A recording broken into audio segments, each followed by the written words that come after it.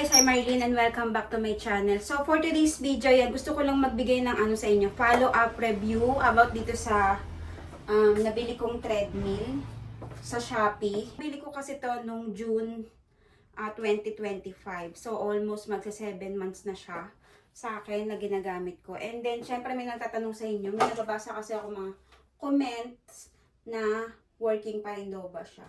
Ayan, as of now, gagamitin ko nga siya ngayon para maipakita ko sa inyo na still working pa rin siya. Na parang bagong bili ko pa din. So ngayon kasi hindi ko na siya ginagamit. Hindi ko na kasi ginagamit itong handle. Kaya binababa ko na lang. Ayan. So pero pwede pa rin naman natin siyang gamitin.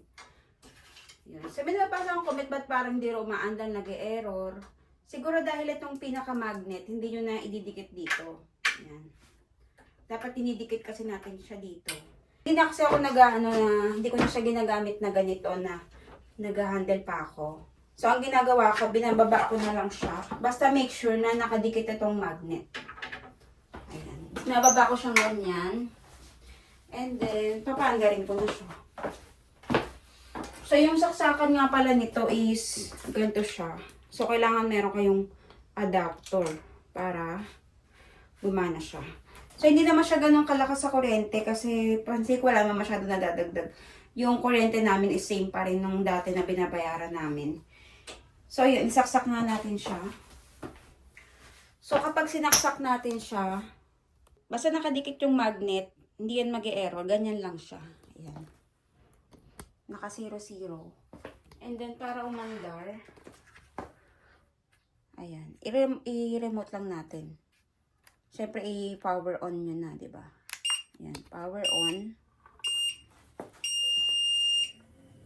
Ganyan. So, ito, yung pinaka dito, yung speed niya. Para mabilis yan. Ayan. Ito yung pinaka-speed niya, yung bilis ng takbo. Ito yung minutes, kung ilang minutes ka na nagte-treadmill. And then, ito yung calories na nabe-burn natin, na mamonitor din niya dito. Ayan. So, pero mas maganda pa rin kung meron kayong mga smartwatch, ganun, para talagang accurate siya. So, para mapabilis natin yan, ayan o, ano na tong plus sign. Para bumilis. Ayan. Pwede nyo ilong press siya para mabilis.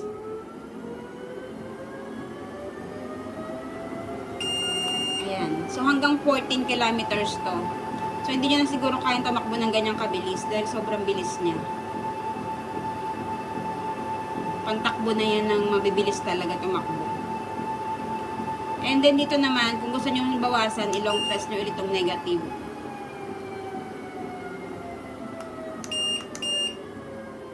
Ayan. Usually na ginagamit ko is hanggang 6 lang ako. Ayan. Ano na yan, lakad takbo na yan, mabilis na yan para sa akin. Kapawisan na ako niyan. Yan. Pag gusto nyo naman i-post, halimbawa, nasa 6 kayo. Ayan. Halimbawa, gusto nyo siyang i-post. Ayaw nyo mamatay tong oras, tsaka yung calories burn. I-post nyo lang ito. Pag pinost nyo siya, tapos magti-treadmill kayo ulit, andun ka pa rin kung saan ka na-stop. And then, i-start mo lang ulit. Magko-continuous lang siya kung saan kayo nag-stop. Ayan o. Diba? Pag kasi pinatay nyo lang siyang ganyan, magba-back to 0 siya. Mawawala lahat yung nyo. Yung kung saan kayo na-stop na speed kanina, pati oras, mawawala siya lahat. Marireset siya. Sa mga nagkatanong naman, paano siya lagyan ng lubricant? So, ito, meron akong treadmill lubricant. Mura lang naman ito yung ganyan. So, 40 pesos lang yung isa. Sobrang dami na yan. Paano siya lagyan ng lubricant? So, ilalagay lang natin dito sa may gilid. Yan o. Ipapatak lang natin siya dito sa gilid ng natin. Pinaka-walking pad. Ayan siya, guys. Yan. Dito lang. Sa gilid lang. Para dumulas lang siya. Tapos niyan, paandarin nyo na ulit. Para yung pinaka-lubricant is mag-spread siya. Tapos ganyan. Pwede na kayo mag-walking na yan.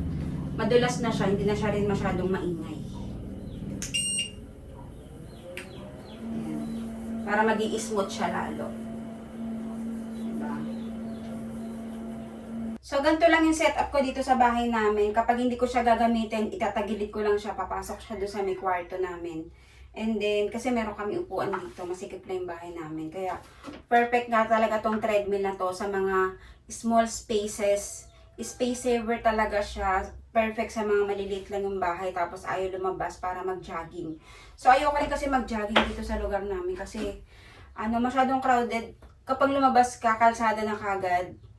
So, yung mga sasakyan, wala kang space dun sa gilid para mag-jogging, mag-walking.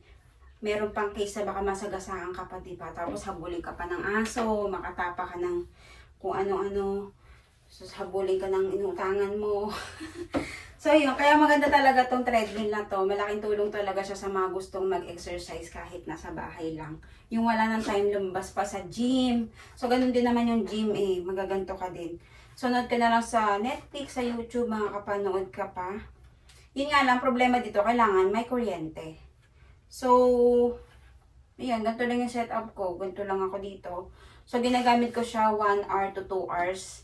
Every, 3 times a week. Hindi ako everyday nagaganito. So, yan.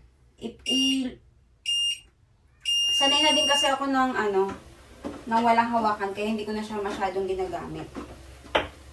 And then, ang nga dito, tawag dito. Sa mga baguhan pa lang nagte-treadmill, para hindi kayo yung parang nahihilo pag bumaba kayo dito. Halimbawa galing kayo sa mabilis. Ayan. Halimbawa na niya mabilis yung under nyo. Tapos gusto nyo i-stop. I-pause nyo muna, diba? Pause. Ayan. Pagka-pause niya, nag-i-stop siya. Tayo muna kayo dito sa treadmill. Huwag kayo kagad bababa. And then, kapag okay na, nakapahinga na kayo, tsaka kayo bumaba. Yun. Para hindi kayo nahihilo. Yun kasi yung usually na problema ng iba, nahihilo daw kapag bumababa ng treadmill. So, di ba meron din na balitang gano'n na parang nahimatay siya after niyang bumaba sa treadmill. So, yun lang. Nagbigay lang ako ng follow-up review.